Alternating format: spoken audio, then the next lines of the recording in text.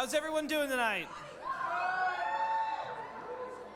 That seemed a little positive.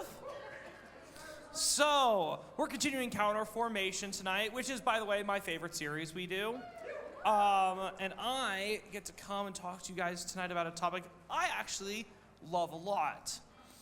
And we're going to be talking tonight about something that is categorically known as apologetics, which is the logical defense of our faith.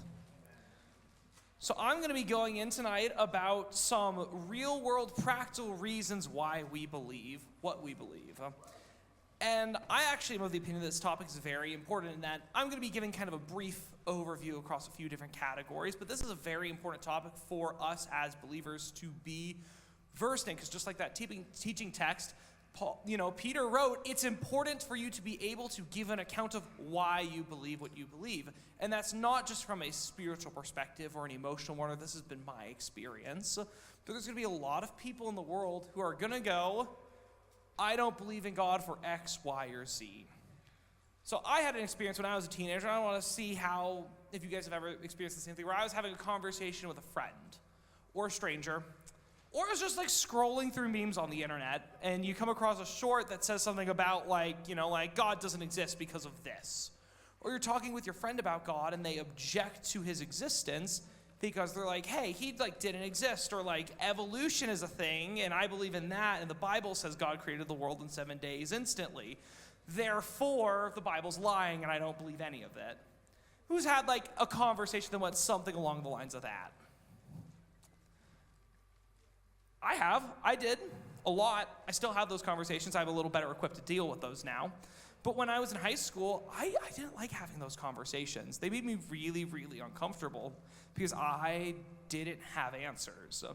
And for the other person, they already believe what they believe, so me not having answers doesn't make a difference to them, but me not having answers bothered me and rattled my faith a little bit. And so apologetics is called the defense of our faith. That means that I'm not teaching you this so you can go and argue people into being Christians. No, apologetics is not an offensive tool, it's a defensive tool. It's so that when people come with opposition and they say things against our faith, you actually know the answers to why do we believe what we believe. So when you see you go through and you see a short on YouTube or on Instagram, you go, that's actually not true. Instead of having like a 4-day existential meltdown over it. Because I have been there, man. I have a story. When I was in my first year in YWAM, we did evangelism in the city of Kona, Hawaii. And I went to this dude on the street, and man, he just looked like a normal guy at first. He was probably not the most sane up in the head from some of the stuff he said. But I approach him, and street evangelism is kind of a scary thing to do because you're approaching somebody random on the street and you're asking them about what they believe in, going to share your faith. It's a very uncomfortable experience. Something everybody probably should try at once. You can get used to it, but it was not my favorite thing in the world. And I go up to this guy, and instead of him just brushing me off or being, oh, I already believe in Jesus, or listening, he starts attacking my faith with arguments that he believed were grounded in like logic and science. Now, some of the things he started saying towards the end were real conspiracy theory-ish, not grounded in reality at all. But the first few arguments he made, I went, I can't refute that right now. And so my reaction to that was, one, I had a total existential doom spiral for about 3 days. And then I went, cool. Next time this happens, I want to have answers for myself so that I don't ever have to feel like this again. And that's really, really what apologetics are for. And so apologetic arguments and kind of topics are generally grouped into 3 major categories. You've got scientific, you've got historical, and you have logical. And so I'm going to be giving some examples across all 3 categories of, things that support why we believe what we do believe. And so I, being the giant nerd that I am, I'm going to start with science. So I want anybody in this, if your favorite subject in school is science or math, I want you to put your hand up. I have a lot more of you guys than I was expecting. I was expecting to get booed off the stage. I love science and math. And science is a very, very broad spectrum. You've got physics, you've got chemistry, you've got biology, you've got astronomy, and you've got all the different intersections with these. So my personal favorite was astrophysics, which is the physics of space. So not just, cool, I'm going to look at this star, but how does that star work, and how does it make everything else around it work? And so I have a few other things. I also really, really love math. And you can't really love science without loving math to some degree, because math is kind of how you contextualize science and quantify everything. So science doesn't work without math, but sometimes I like math for the sake of math. And nothing is more math than statistics. I love statistics, and I promise this is all going to connect and go somewhere. So I'm going to start off by reading you a few common statistics of the odds of some unlikely events happening. So I'm going to start with something fairly basic. Who here has ever played poker before? Who knows what a royal flush is? Royal flush, for those of you who don't know, is when you get 5 cards in your hand, and your 5 cards are king, or ace, king, queen, jack, and the 10, and all in the same suit. So all the same color and the same symbol. The odds of being dealt a royal flush in a 5-card hand of poker is 649,740 to 1. That's your odds of getting, and it's the best hand in poker. It's the perfect hand.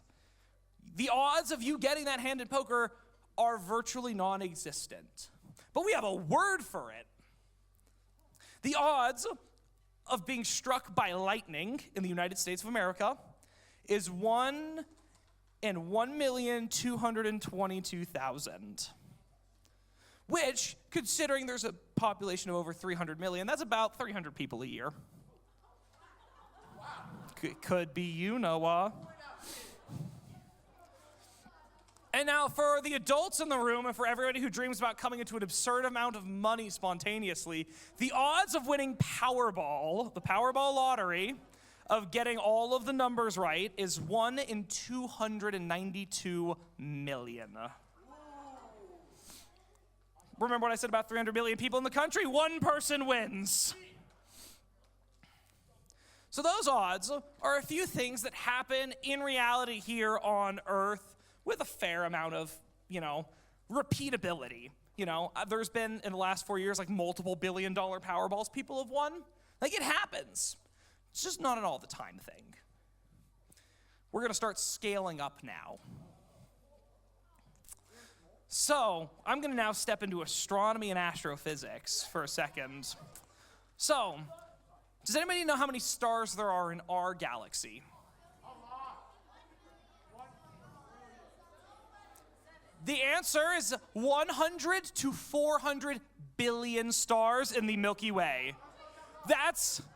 There's so many, we cannot accurately quantify the difference of 300 billion. We can't tell the difference. That's how many we have in our galaxy alone. Who knows how many galaxies there are in the observable universe? I hear 7. 6, 7? 6, maybe 7? The answer is 2 trillion. What? Galaxies. The Milky Way is about an average-sized galaxy, by the way. So, does anybody know what 2 trillion times 100 billion is? A lot. I don't actually know the exact, what you would call that number. It's big. Noah, just Google and tell me how many zeros there are. 2 billion, or 2 trillion times 100 billion. And I'm lowballing the amount of stars we have.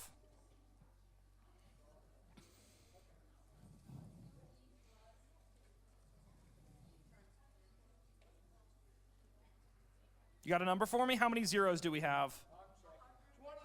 23. So that is going to be a 2 with 23 zeros after it. That's how many stars there are in the universe that we can see and observe. Then, how many planets are there in our solar system? We've got about 8 technically, 9 if you count Pluto. I don't count Pluto, but I remember when Pluto was no longer classified as a planet. I'm that old. It was a planet when I was born. It was not later.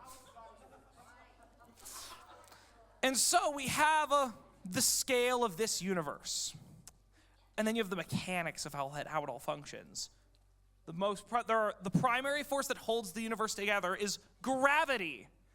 The reason we all fall when we jump, gravity. Gravity is when you have mass, it pulls everything together. So the sun is so big and so full, so much mass that it causes everything in our solar system to rotate around it. And then there's some mass large enough in the center of our galaxy that everything rotates around that, on and on and on. And if you experience too much gravity, because when you got on a roller coaster, do you know what happens on a roller coaster? Why you get that awful pit in your guts? It's because gravity is acting on you heavier.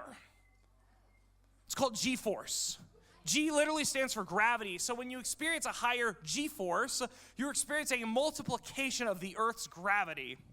You can't experience that many G's before you just die.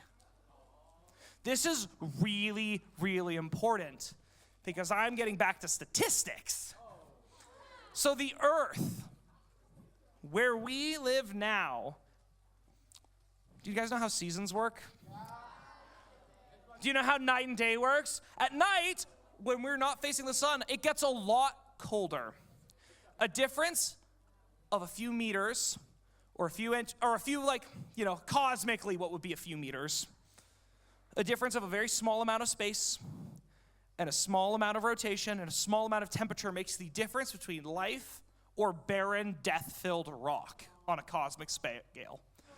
So the Earth sits in what's called the habitable zone around the sun. So the sun has light enough gravity around it where we can sit in the optimal position. It's not too hot, so we're not roasting to death. We're not too far away from it, so we're not frozen to death. And our planet that we live on is not so full of mass that we're crushed instantly. All of these factors have to be perfect for any life to occur. Now, let's take somebody who does not believe in the Bible, or, they're going to come at you with evolution as an argument. Well, let's extrapolate evolution out. All of these factors have to occur naturally, and then you have to have a life come into existence. And so you start with amoebas, and then they get bigger. Why would they get bigger? One, it's not more efficient to get bigger, especially when there's nothing bigger to eat yet.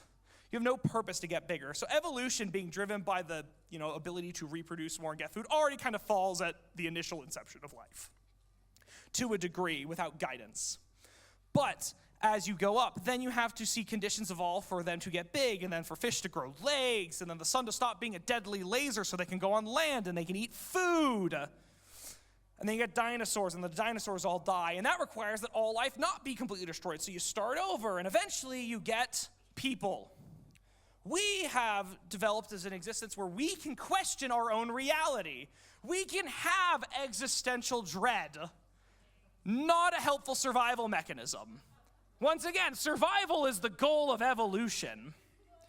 The fact that we can sit here and wonder, where did I come from, doesn't help with looking at evolution on its own thing. So we have the statistics, the anomaly that is our planet, and the conditions, and every single thing having to have gone right to get there. And in the 2 with 23 zeros after it planets in the universe, I firmly do believe that we are the only planet that has intelligent life like we have on it here. And because my argument to an atheist would be, if you look at the logic of the reality around you, the fact that we can go and we can understand cells and DNA and all of these things, and everything meshes perfectly together to create the world we live in. That's evidence of an intelligent design to reality. And so I have now just looked at, a worldview of the universe as what science would tell us. And so many people in the sciences set out trying to disprove religion.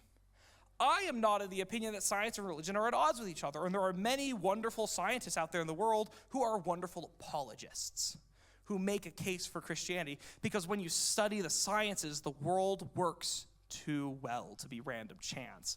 Because when you have random chance, things break.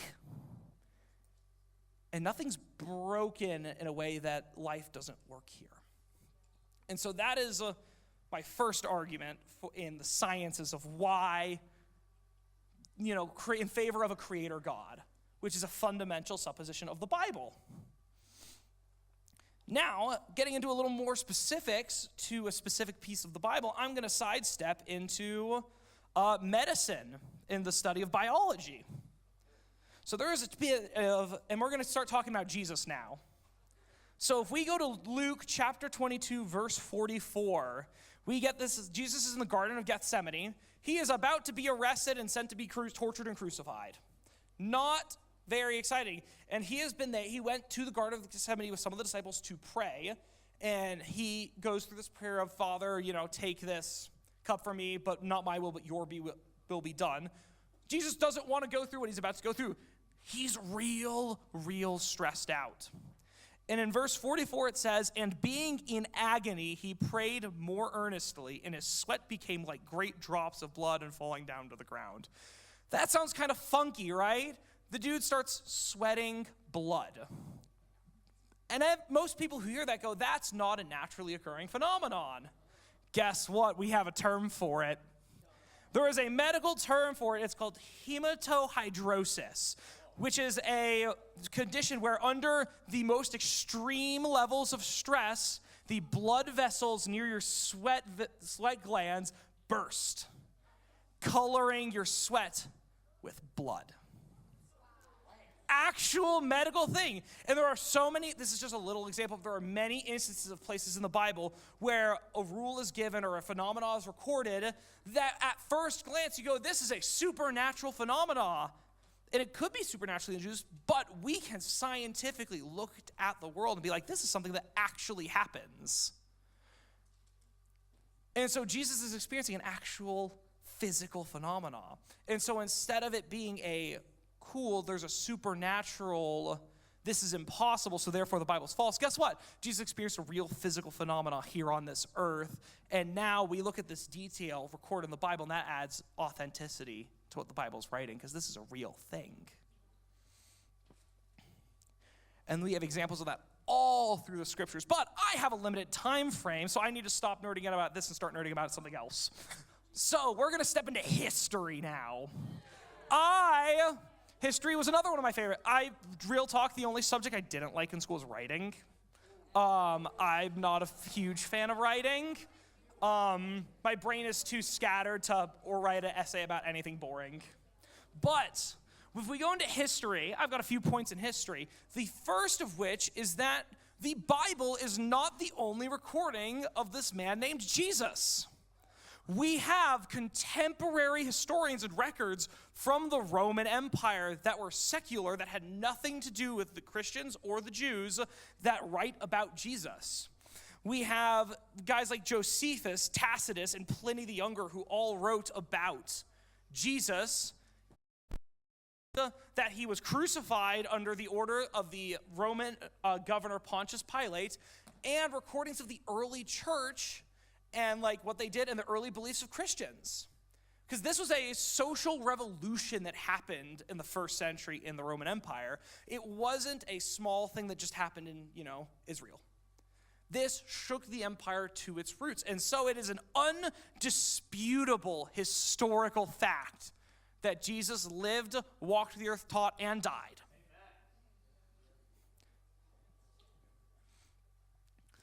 And then we get to something even more fun. The Bible, once again, my favorite book. So there's a lot of people who will doubt the credibility of the Bible based on the fact that, man, it's really old. People could have just changed it however they wanted. Guess what? The Bible is the most well-preserved and what's the exact word? I have a well-transmitted document with no errors or discrepancies in human history. And so how you look at the transmission of a document, how it's been preserved through history, is you look at how many copies of it you have and what your oldest copies are. And you look at those oldest copies versus how they are written compared to the newest copies. Obviously, you're looking at the same language. You're not going to look at, I'm not going to compare what I'm about to talk, the Dead Sea Scrolls to my English Standard Version Bible, because those are different languages. But for a long time, the oldest copies of the Bible we had were from about the 9th century. And then back right after World War II, we discovered what are called the Dead Sea Scrolls, which is several hundred manuscripts of the Hebrew Old Testament dating from the 3rd century BC. That is 2,300-year-old manuscripts of the Old Testament. And do you want to know what they found when they got those documents? When you stack it up against the 9th century documents we have, which were the foundation of our translation prior to that, they lined up. So over about a 1,200 period of time, we did not miswrite, mistranslate, or change the Bible. It is the most well-preserved document. There's no document that even comes close to the level of reliability we have with how the Bible has been preserved. And so when people come and say, hey, you guys have rewritten the Bible, we can confidently as believers say that is not true based on archaeology. We have historical proof in the physical world that the Bible is as it was written. Have you guys ever played the game of telephone? Yeah. We have been playing telephone. The oldest books we have of the Bible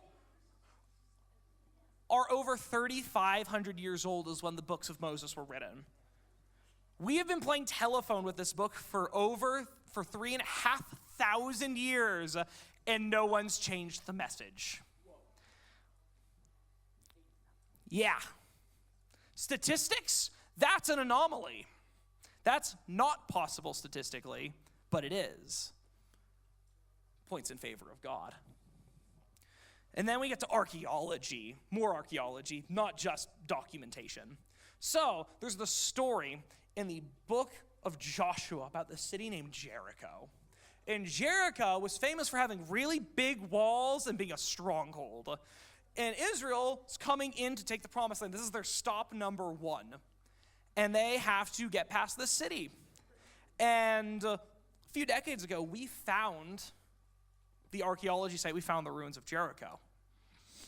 And the actual city they found it had a giant earthen rampart that had a large, like the remnants of a large stone wall on it. And the story in Joshua goes that the Israelites go there and they go, oh no, we can't win. And then God's like, but you can. I want you guys to get some instruments, and I want you to walk around the city for 7 days and pray. And at the end of those 7 days, they blast their trumpets, and the city walls come crashing down. And at the archaeology site, there's evidence that the wall was built on top of an earthen rampart. So what that is, they basically built this giant earthen mound around the city. And so they basically built like an artificial crater, and they built the wall on top of it, so it makes the wall extra tall. So there's the earthen rampart, and there's the stone walls on top of it. And that's not a city they could have conquered. And there is evidence from the archaeology site that the stone wall built on top of the rampart affected the earth. Like there was like a mudslide around the whole city. And the earth and rocks on top of the earthen rampart collapsed. And the entire wall was flattened in a single event. Which is exactly what the Bible says happened. So we have archaeological evidence of multiple different events that we see recorded in the Bible of these miraculous events. That's just one example. And so history is in favor that the events recorded in the Bible are accurate. And so we come to logic. And so I've talked a lot about the history and the creation and the fact that Jesus was a man who factually came, walked the earth, lived, and died. But the cornerstone of what we believe is the resurrection. And this is where I'm going to make my logical point. The 12 disciples were a bunch of cowards when they walked with Jesus. Jesus gets arrested, and remember that bit where he's sweating blood? This is right before he gets arrested. The events that follow this is Peter gets really mad when they come to arrest him, cuts a dude's ear off, and then runs away like a wimp. And then he's kind of skulking about, and people are like, hey, you're that guy who follows Jesus around. And he goes, no, I'm not. No, I'm not. No, I'm not. He just denies Jesus 3 times. And then he runs away in shame. All the other, at least he stuck around longer than the other disciples. They all scattered faster. And then Jesus is crucified, and he dies. And then he stays dead a day. He dies on Friday. He stays dead on Sunday. Which, fun fact, Saturday is the Jewish Sabbath. It's the day of rest. Jesus didn't spend 3 days, rise on the 3rd day because he couldn't have risen immediately. He rose on the 3rd day because he was resting. He had all the power. And on the 3rd day, the stone is rolled away. And there are 2 women who are going there to, honor Jesus. And they see the stone is rolled away. And they meet an angel. And the angel tells them, hey, Jesus is gone. And they meet Jesus. And a bunch of the disciples come running up. They're like, where's Jesus? And they don't see him. So they go back. And all the disciples decide to go back to their old life as fishermen. So they all went, cool. That was a really cool 3 years. We saw the craziest miracles ever. They murdered him, though. We're running away. We're going to go back to fishing. So they go fishing. And then they meet Jesus. They meet the resurrected Jesus. And they have this crazy encounter with Jesus. They see him resurrected. And they spend time with him. And they get to, have a few more encounters. And then Jesus ascends to heaven. And then they go and hide in an attic. All the disciples until the Holy Spirit comes. These are not what I would have called courageous men. Do you guys want to know how they died? 11 of the 12 disciples were all martyred and killed in horrible, brutal ways. Peter was crucified upside down. One of them was flayed alive in India, which means he had the skin peeled off of his body while he was breathing. They all died deaths that were torture. They were not just killed. They were tortured to death. And they all went through that for the gospel. So, I posit you through logic and rhetoric this. Why would 12 men of no social status with nothing to gain preach the gospel, not putting themselves in positions of power and influence, not gaining riches or wealth, but they threw themselves into poverty, suffering, in misery? Who on earth would do that for a lie? Because that is one of the greatest oppositions to our faith, is that the people who saw Jesus lied. But all the people who had those personal encounters with the risen Christ suffered and died for the message of the gospel. And they gained nothing on this earth.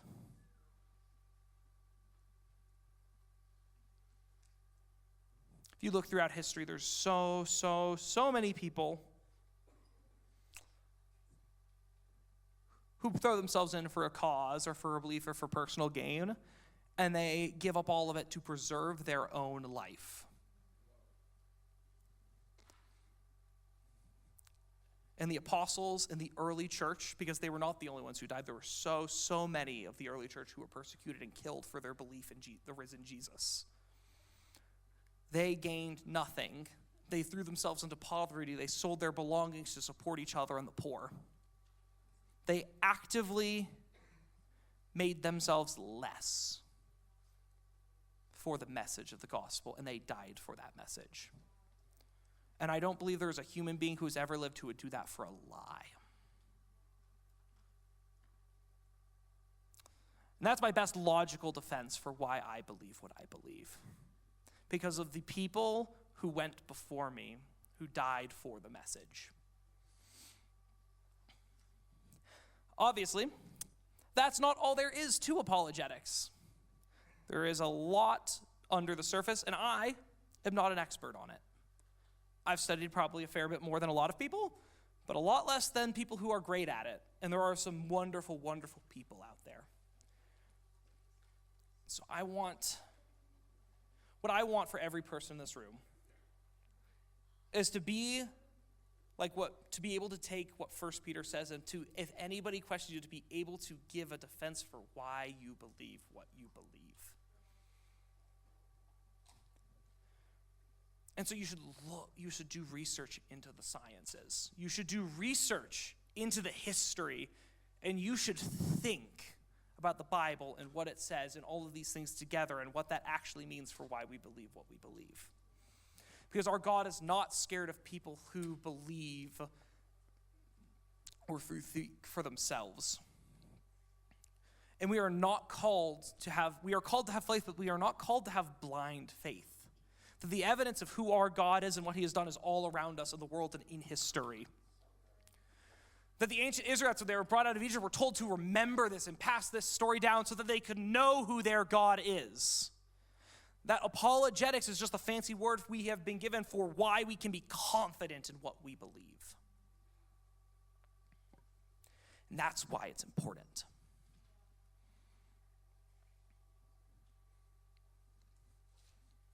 I'm going to pray. Worship team, you can come do your thing.